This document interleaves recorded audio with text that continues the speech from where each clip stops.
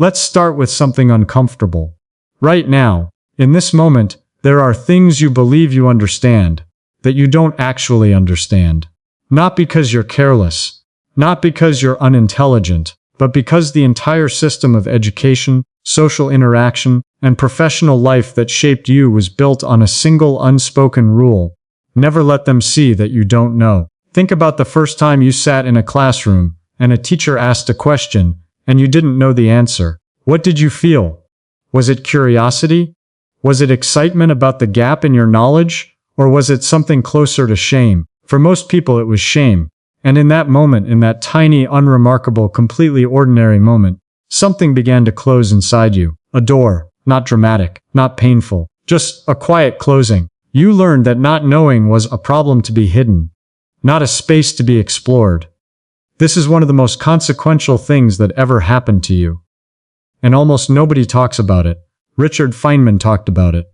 Feynman, the Nobel Prize-winning physicist, the bongo-playing, safe-cracking, infinitely curious human being, who many regard as the finest scientific mind of the 20th century, spent his entire life fighting this one specific thing. Not ignorance, fear of ignorance. There's a difference, and it's everything. Ignorance is just the natural state of a mind that hasn't encountered something yet. It's neutral. It's the starting point of every discovery in human history. Every single thing we know as a species was once not known. Ignorance is not a flaw. It is the raw material of understanding. But fear of ignorance, that is something else entirely. Fear of ignorance makes you reach for the nearest answer, instead of the right one. It makes you use words you don't fully understand, because they sound like understanding. It makes you nod in meetings, when someone says something you've never actually thought through. It makes you build an entire professional identity on the comfortable surface of things, never going deep, because deep is where the not knowing lives. Feynman had a word for this kind of shallow knowing. He called it knowing the name of something, he said. And this is worth sitting with. That knowing the name of something is not the same as knowing something. You can know that a bird is called a brown-throated thrush in English, a halsfjäder in Swedish, a tordo in Italian. You can know it in 15 languages, and still know absolutely nothing about that bird. What makes the bird's feathers that color? How does it navigate? Why does it sing when it does? What is happening inside its tiny nervous system when it perceives a predator? What is the evolutionary chain of events that produced this exact creature, in this exact form, sitting on this exact branch? The name tells you nothing. The name is a label on a box you've never opened. Most of human intellectual life is labels on unopened boxes. And the tragedy isn't that the boxes are closed. Boxes can be opened. The tragedy is that we walk around convinced we know what's inside. That conviction, that comfortable, socially rewarded, completely hollow conviction, is the wall between us and the universe as it actually is. Richard Phillips Feynman was born in 1918 in Queens, New York. His father, Melville, was a uniformed salesman, not a scientist, not an academic, just a man who was obsessed with the world. From the time Richard could sit up and pay attention, his father would take him to the woods, to the park, to any patch of nature they could find, and instead of just pointing at things and naming them, he would ask questions. He would pick up a rock and turn it over and say, "Now why do you think it looks like this on the bottom and this on the top?" He would watch a bird land and say, "What do you think it feels when it flies? What do you think it's thinking about right now?" He wasn't giving his son answers. He was giving him something far more valuable. He was giving him comfort with not knowing. He was making the space of the question feel safe, feel interesting, feel like the exciting part, not the embarrassing part. And this did something to young Richard Feynman that no classroom, no curriculum, and no teacher ever undid. It made him fall in love with the gap between what is known and what is not known, the gap between the surface of a thing and the reality beneath it, the gap between the label on the box and whatever was actually inside. Most people in that gap feel anxiety. They feel the need to fill it immediately, with anything, just to make the discomfort stop. Feynman felt something different in that gap. He felt pull, magnetic, irresistible pull. By the time he was a teenager, he was teaching himself calculus from library books, not because anyone told him to, but because calculus was a door into a room he hadn't been in yet. By the time he was in his 20s, he was sitting in the same room as Einstein, Bohr, and the greatest physicists alive. Not as a student in the back, intimidated into silence, but as a participant who wasn't afraid to say, "I don't understand that. Can you explain it differently?" That question, "Can you explain it differently?" is one of the most radical things a person can say in a room full of experts. Because it implies something that experts often find deeply uncomfortable. It implies that if you can't explain it differently, you might not understand it as well as you think you do. And Feynman knew this. He built his entire intellectual life around it. His technique, what the world now calls the Feynman technique, was not originally designed as a study method. It wasn't invented to help students pass exams. It was just the way he naturally processed everything. Take a concept. Any concept, try to explain it as simply as possible, as if to someone who knows nothing. When you hit a point where your explanation breaks down, where you reach for a technical term because you don't actually know how to say it plainly, stop that breakdown point. That is where your real understanding ends. And that is exactly where the interesting work begins. Most people treat that breakdown point as a failure. Feynman treated it as a location, a specific, valuable, exciting location on the map of a subject. I know up to here. I don't know beyond here. Let me go find out what's beyond here. Not shame, not anxiety, just navigation. This is the first shift. And it sounds simple, but it is genuinely one of the hardest things a human mind can do, because it requires dismantling something we've been building since childhood. It requires deciding that the discomfort of not knowing is worth more than the comfort of pretending. Here is a version of science that most people carry in their heads. Science is the collection of things we know. Scientists are the people who discover those things.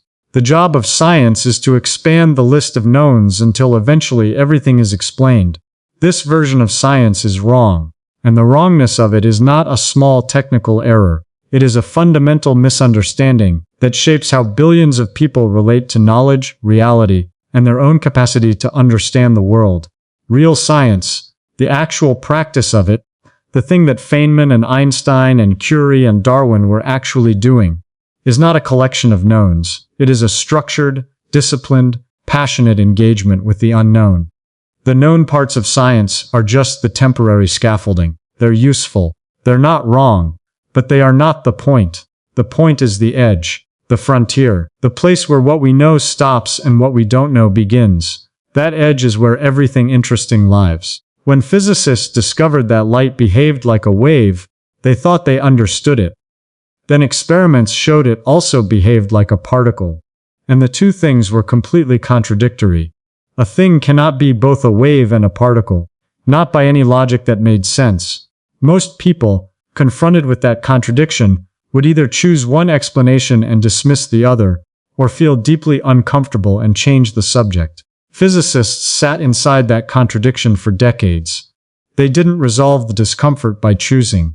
They deepened their understanding of the discomfort, studied its exact shape, mapped its boundaries, until eventually the contradiction itself became the discovery. Quantum mechanics, the most precisely tested, most experimentally verified theory in the history of human science, was born directly out of the willingness to sit inside an impossible-seeming contradiction without flinching, not despite the discomfort of not knowing. Because of it, Feynman said something about quantum mechanics that most people quote, but very few actually absorb. He said, "I think I can safely say that nobody understands quantum mechanics." He said this as one of the primary architects of quantum electrodynamics. He said this as a Nobel laureate. He said this as someone who had spent his professional life doing the mathematics of the quantum world. And he didn't say it as a failure. He said it as a fact. An interesting, exciting, deeply important fact. The universe at its most fundamental level does not behave in ways that map onto human intuition. It doesn't owe us a story we can easily visualize. It doesn't care whether its behavior makes comfortable narrative sense. And the moment you accept that, really accept it, not just intellectually acknowledge it but actually feel the shift in your chest, when you let go of the demand that reality be easy to understand, something remarkable happens. You stop fighting reality, and reality opens up. What is wonder, exactly? Not as a poetic concept. as a psychological and neurological reality. When a child looks at something they've never seen before, a beetle turning over in the dirt, a reflection in a puddle that moves when they move, the way ice floats instead of sinking, there is a very specific thing happening in their brain. The prefrontal cortex, which is responsible for prediction and expectation, encounters something that doesn't fit its existing models. There is a mismatch, a gap between expectation and reality. In an adult, this gap often triggers mild anxiety. The brain wants to resolve the mismatch quickly. It reaches for the nearest available explanation, applies a label, and moves on. The discomfort is neutralized. The gap is closed. But in a young child whose brain hasn't yet learned to be threatened by gaps, something different happens. The mismatch triggers dopamine release, the same neurotransmitter associated with reward and motivation. The brain doesn't experience the gap as a threat. It experiences it as a signal. Something interesting is here. Pay attention. This is the neurological signature of wonder, and it is not a childish, immature response to the world. It is the optimal response. It is the response that leads to learning, to discovery, to genuine understanding. What education, and socialization, and professional culture, and the thousand small social signals we send each other every day, often does is slowly train the brain to replace that dopamine signal with a cortisol signal, to replace curiosity with anxiety, to make the gap feel dangerous rather than interesting. And once that replacement happens, the architecture of wonder begins to collapse, not all at once. Not dramatically. Just gradually. The questions get fewer. The assumptions get more comfortable. The boxes stay closed. And the universe, which has not changed, which is still as strange and layered and astonishing as it always was, begins to look smaller. Not because it is smaller, because we've stopped looking. Feynman never stopped looking. This was not a personality quirk. It was not some genetic gift that ordinary people can't access. It was a practice. A choice. A discipline he had learned from his father in the parks and woods of Queens, and that he then chose, every single day of his adult life, to maintain. He applied it to physics, but he also applied it to biology, to music, to language, to psychology, to art, to every domain of human knowledge he touched. He learned to paint in his 40s. He learned to play bongo drums. He cracked safes at Los Alamos during the Manhattan Project, not because he needed to, but because a locked safe was a gap. And gaps were irresistible. He was not trying to be interesting or eccentric. He was doing what felt natural to a mind that had never learned to be afraid of not knowing. There is a sentence that has probably cost humanity more understanding than any other. It is said in classrooms, in boardrooms, in laboratories, in living rooms. It is said by experts and beginners, by the confident and the insecure. It is said so naturally, so automatically, that most people don't even notice when they say it. The sentence is this: I already know that. 4 words. Completely ordinary. Devastatingly expensive. Because the moment you believe you already know something, you stop seeing it. Not in some abstract philosophical sense. Literally. The brain begins to filter out information that contradicts the existing model. The neural pathways associated with that concept stop being updated. The knowledge hardens from something living and dynamic into something fixed and inert. It becomes a label on a box. Zen Buddhism has a concept for this: beginner's mind. The idea that the expert's mind has fewer possibilities than the beginner's mind, because the expert knows what's possible, and the beginner doesn't know what isn't. Feynman had the same insight from a completely different direction. He noticed, throughout his career, that the most dangerous moment in a scientist's life was when they became an authority, because authorities are expected to know. And the expectation of knowing is the enemy of learning. When you are an authority, admitting that you don't understand something feels like losing ground. It feels like weakness. The social cost of saying I don't know goes up dramatically. And so the questions get quieter, the not knowing gets hidden, and the authority slowly, invisibly, stops growing. Feynman refused this trajectory with a stubbornness that many of his colleagues found baffling, and some found genuinely irritating. He would ask questions that any first-year student should have been able to answer, not because he didn't know the answer, but because he wanted to see if he actually understood it, or just knew the name of it. He would rewrite his own understanding of things he had understood for decades, just to make sure the understanding was still alive, still flexible, still capable of being updated. He was, in the most literal sense, a scientist of his own mind. And what he found consistently was that most of what anyone calls knowledge is far thinner than it appears from the outside. The surface is solid, but the depth is almost always shallower than it seems. This is not a pessimistic observation.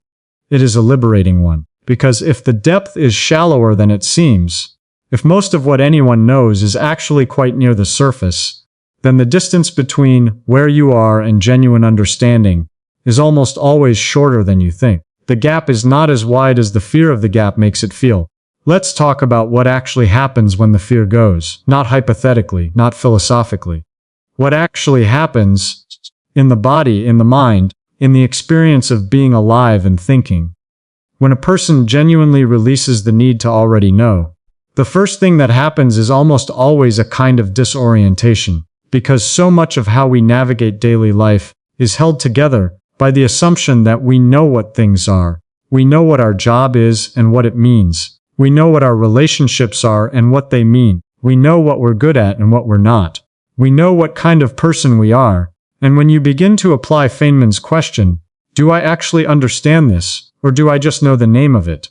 To those things, the scaffolding starts to shake a little, not collapse. Just shake. And in that shaking there is often a moment of genuine fear. But for the people who go through it, and there are many of them across history and across cultures, across scientific and artistic and philosophical traditions, what comes after the shaking is consistently described in similar terms. It feels like space. Like the walls of a room you've been living in, suddenly stepping back several feet in every direction. Like a weight you forgot you were carrying being set down. Like seeing in color for the first time after decades of black and white. Not because the world changed, but because something in the way you were looking at it did. Physicists feel this when they move from Newtonian mechanics to quantum mechanics and stop demanding that quantum reality make Newtonian sense. Suddenly the equations stop feeling like descriptions of something alien and start feeling like a different kind of music. One that follows rules you've never heard before but that are, once you stop fighting them, undeniably real. Artists feel this when they stop trying to paint what they know something looks like and start actually looking at it.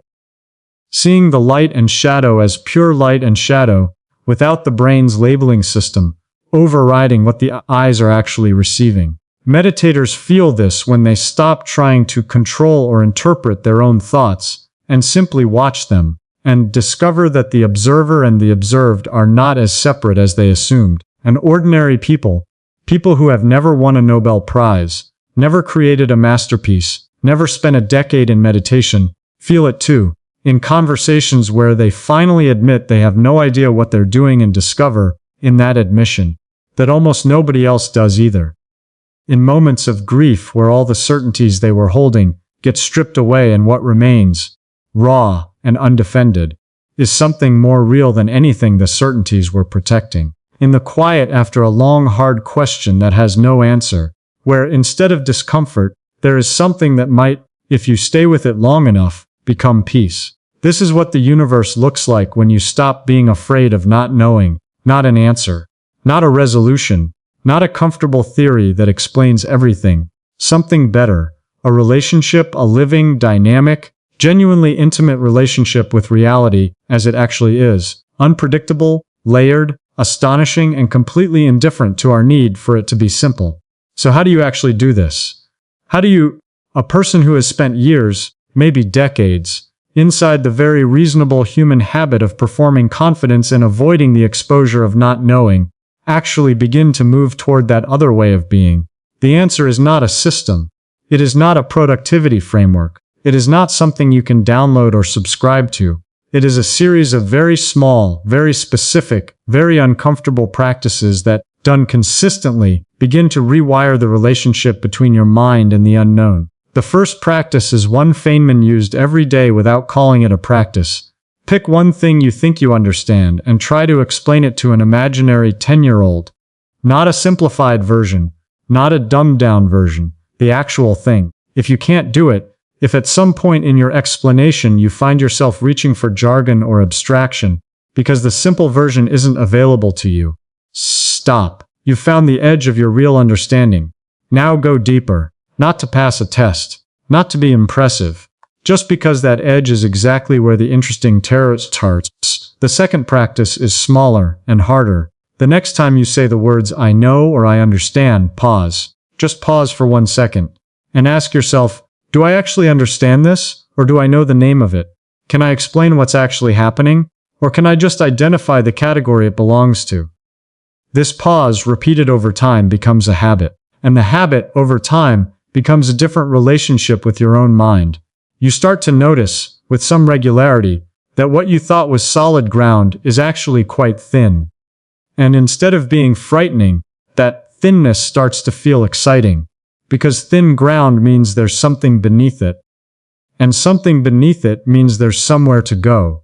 The third practice is social, and therefore the most difficult. Say "I don't know" in a room where you're expected to know, not as a performance of humility, not as a strategy.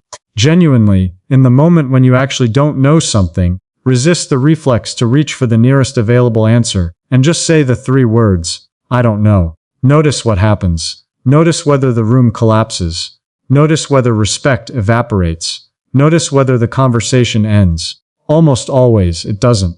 Almost always. Something much more interesting happens. The room relaxes, because everyone else in the room has been holding the same performance. And when one person sets it down, there is suddenly permission for everyone to set it down. And what fills the space where the performance was, is something that feels remarkably like actual thinking. There's a question that Feynman was asked late in his life. In one of his last interviews, a journalist asked him, "Given everything you know about physics, given everything you've discovered about how reality works at its most fundamental levels, what does the universe feel like to you?" Feynman paused for a long time, and then he said something that, if you listen to it carefully, is about as close to a complete answer as anyone has ever given to that question. He said, "It's a great adventure. I don't know what's at the end. I don't know if there is an end. And that's exactly why it's so beautiful. That's it. That's the whole thing, not a theory, not a formula, not a structured model of how reality works. Just a man who, after a lifetime of the deepest looking any human being has done at the fabric of existence, found himself still at the beginning, still genuinely uncertain, still genuinely curious, and not in spite of that uncertainty, because of it. The universe is not a problem to be solved. It is not a mystery to be resolved. It is not a collection of questions waiting for answers that will, once found, allow you to relax. It is a permanent, inexhaustible, endlessly layered invitation to pay attention, and the only thing that can prevent you from accepting that invitation is the thing we've been talking about this entire time: fear. Not the dramatic fear of the dark or the unknown. The small, quiet, socially sanctioned fear of looking like you don't understand something. That fear is the price of admission to the smaller universe. The one that fits inside the labels. The one that closes down instead of opens up. And the reverse. The absence of that fear, the gradual, practiced, sometimes uncomfortable dismantling of that fear, is the price of admission to the real one. The one Feynman lived in. The one that, when you finally stop demanding it be comfortable, turns out to be the most magnificent thing imaginable. There's a bird outside. Maybe not right now, maybe not where you are, but somewhere near you in the next few hours, there will be a bird. It will land on something and you will see it, and your brain will say bird and move on. Here is an experiment. The next time that happens, don't let it move on. Just for a moment. Just for the length of one breath, stay with the bird. Look at the actual light on its actual feathers. Notice the way it holds its weight. Notice when it turns its head, and what it seems to be paying attention to. Notice that there is a nervous system inside that small body that is processing the world in ways you will never fully understand. Notice that it's extraordinary, not because birds are special, because everything is extraordinary at the resolution where you're actually paying attention. And notice that you can only see that extraordinariness from one specific place. The place where you've stopped pretending you already know what a bird is. The place where the label is gone and the thing itself, strange, alive, irreducible, is all that remains. That place is uncomfortable to get to, But once you're there, you won't want to leave, because that's where the universe actually is, and it's been waiting for you the whole time.